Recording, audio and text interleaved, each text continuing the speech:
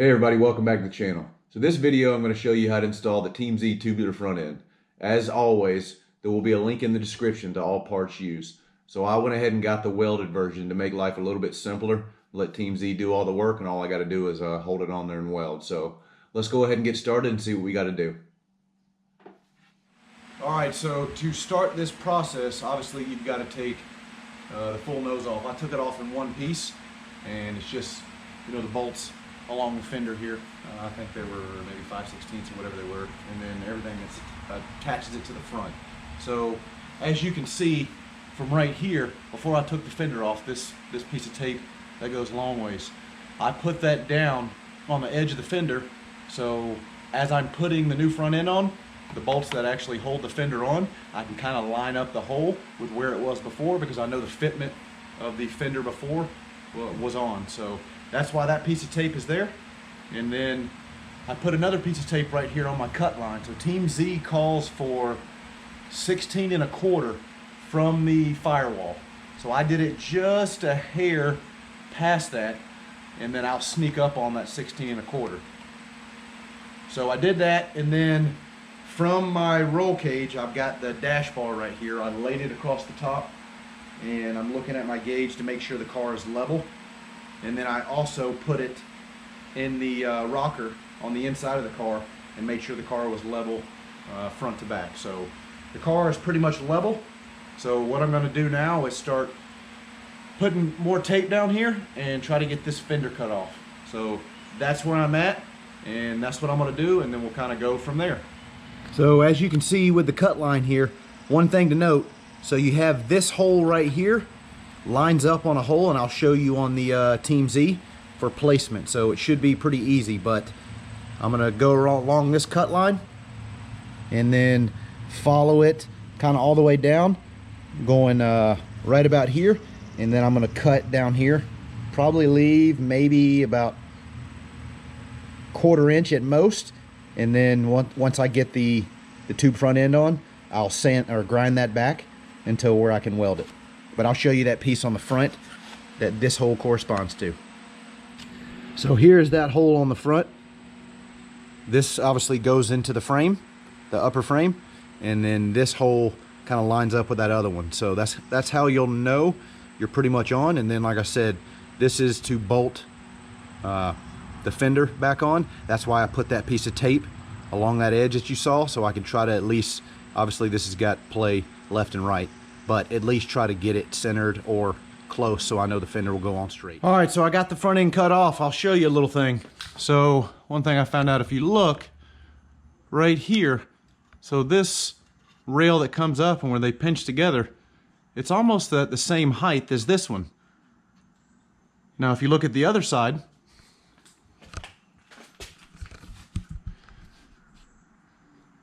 this one's obviously higher. So when I actually test fitted the thing in there, there was a gap because of that. And obviously this is nothing with the front end. This is actually something from Ford, but you can see the difference. So I've just got it rough cut. So I'm gonna gotta test fit the front end on, and then start kind of grinding and finish trimming and all that once I see that it's on there. So I'll turn the camera back on once I get the front end on. So just a little side note, the way these come, I had to bend them in just a little bit for it to actually slide into the frame rails. It's a super tight fit, but I had to bend them in a little bit for them to go in. So I'll get it put on. All right, so I've got the old front end cut off and the new one in. So as you can see, the holes are almost lining up. So I'm almost there. So little tip, I'm still not finished grinding this down and making it look pretty, but don't try to cut this line perfect on your initial cut. Cut it a little bit before, and then kind of sneak up on it like I'm gonna have to do with this side. But it's the same thing down there. I've got a little bit of a lip.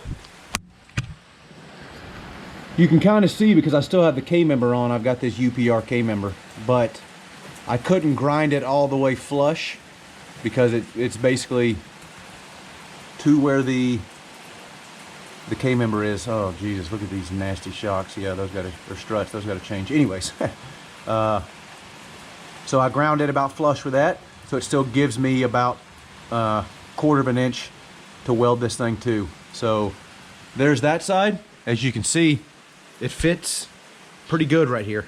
I'll show you the other side, that thing I was talking about. So this side fits pretty well, but as you can see, the tolerances in the frame itself, the gap's a little bit more, and as you can see, that bigger gap where I told you the frame comes up taller. So obviously I'm gonna have to, you know, MIG weld this. But same as down there, it's sitting flush with here, and I ground this thing flush with the front of the K-member there, so it still gave me a decent amount, you know, of purchase. And as well with this side, I still got some finishing up to do. Don't cut this thing as one piece, or like your initial cut is like your finishing cut, because if you mess something up, I cut it a little bit before and then kind of snuck up on this, but I still have some finish work to do.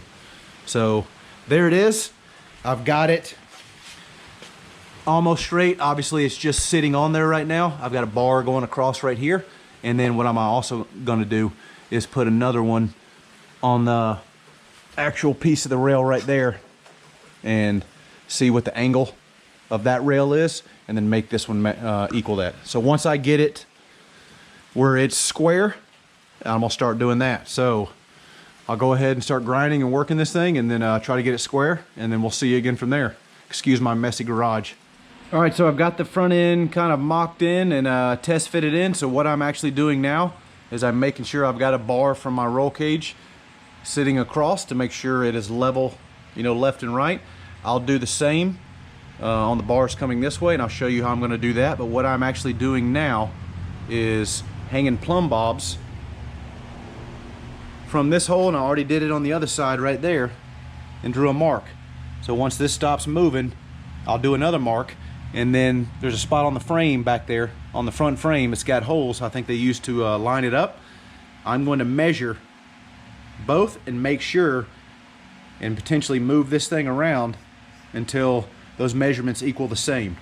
So I'm going to go ahead and do that and make sure I've got it square, and then I'll turn the camera back on. All right, so I've got the frame tacked in a couple spots. I made sure, because I set this bar on top, that it was level this way, and then I made sure the frame with an angle gauge was level this way, and then I tacked it in. I'll kind of show you how I did get it level this way. So as you can see, I've just got a couple tacks in, but if you look right here, kind of where the frame goes right here, I put a straight edge. I've got a long piece of aluminum that I put right here, and it stuck out so I could stick a gauge on it. So I basically, if yours is in decent shape, I made sure that when I stuck that gauge on that this frame was the same, so you can use that as a reference point. Another thing I'll kind of show you. So on mine, on this side, you know, everything was flush. I measured how tall this piece of the frame was. The other side is about an 1/8 inch difference, and I'll show you. So you can kind of see that little bit of gap right there. Well, when I measured it, this piece of the frame is an 1/8 inch taller than the other side. So obviously nothing with the TeamZ. It could just be my frame. I don't know if anybody else has run into this, but it's an 1/8 inch taller. So thank God I'm MIGging it. I'll just have to, you know, MIG that in. But as you see right here, I've got the bolts on each side holding it in, and it's level, and it's ready to be fully welded up. One more thing I'll show you. So I know TeamZ called for this thing to be 16 1/4, and if it ain't dead nuts, when I ended up cutting it down, you know, filing it and all, it is exactly 16 1/4. I'll show you real quick. All right, so you can see it right there. It's right at 16 1/4. So it ended up being exactly what they said. So I'll give you guys another little tip. Use this. So if you saw earlier, before I cut the frame, I had this piece of tape and I had that other piece of tape. Other piece of tape was right at 16 1/4 like they said. Well, it was a 2-inch piece of tape. So I use that big saw to cut on the inside of that big piece of tape all the way down. And then to get kind of the finer cuts, because I don't like using that, I use my DeWalt grinder, but you also put a blade on it, and that's where I fine cut this one and then kind of grinded it back a little bit. I still got obviously some finishing work to do here, but that's what I did because it's hard to get a perfectly straight cut. Cut it on this side of the tape and then make your small cuts with something a little bit more precise. But that's how I did that. So now I'm gonna go ahead and get it welded in. All right, so I finished welding everything on. I rechecked it, leveled it. Not leveled it, I made sure it was level after welding it on. And to tell you the truth, this has been a super easy kit. I was actually pretty amazed. I bought the welded version because like I said, most of the stuff I bought, I let TeamZ do the work for me. So I just really got to basically hold and weld or cut whatever else off and add their part. So far, all of their stuff that I've used, I can't say enough about it, especially this front end. I was expecting it to be a lot more involved than it was. I would say about a half a day really from starting to pull the front end off. I had to go to the store, you know, and run a little bit of errands here and there. And I started maybe at about 11 today-ish. And I think it's about 7 and I'm done. So about half a day. But I'll go ahead and kind of show you the welds. They're not phenomenal or fabulous, but they'll hold. All right, so with these, this plate that this comes with is about 1/8 inch thick maybe, or a little bit smaller, but the sheet metal is real thin. So as you see, kind of tack welded it, but what I did was turn the welder down and tack welded around it so it didn't, you know, punch through, but I kind of had a surface to go on, and then I turned the welder up really hot and just did really hot kind of tack welds because the frame sheet metal is pretty thin. So that may be something you want to do, or maybe you're just a better welder than I am and can get it done in one pass, but that's what I did. So it's not bad. And then the other side you guys can see, so if you remember, I had about that 1/8 inch gap because for some reason this frame rail on this side was 1/8 of an inch taller, you know, than the other. So I just did little tack welds to kind of build up, you know, a purchase or a weld to, and then I turned it up again really hot and filled that in. So like I said, kit was put together very well. Like I said, I bought the welded kit, so I didn't have to do all this work where I'm putting all these bars and all this, having to weld that. It came together. So I set it up off the car, you know, and tightened everything down. And then when I put it on, it's a lot easier. So if you want to get the welded kit, I think the unwelded kit is $450, and the welded kit is, excuse my garage, it is a complete mess. I've been doing a lot of work to this car. I've had probably about a week off work, and I'm trying to get it all done. But anyways, I think the welded version's like $900. I'd rather pay a little bit more and just have, you don't have to weld these things, or, you know, these things right here, any of this on for the welded version. Anyways, there's the front end. Hope you guys enjoyed, and hit me up if you got any questions on how to do this. All right, guys, so that's how you install the front end. If you have any questions, feel free to make a comment and I'll try to answer it if you didn't see anything or I didn't explain anything that you needed to see. And as always, if you like what you see, subscribe to the channel and give me a thumbs up, because the next videos I have coming will be the through the floor frame connectors and a full 10-point cage with the mini tub bars and the triangulation bars. So that's all to come. Thanks for watching.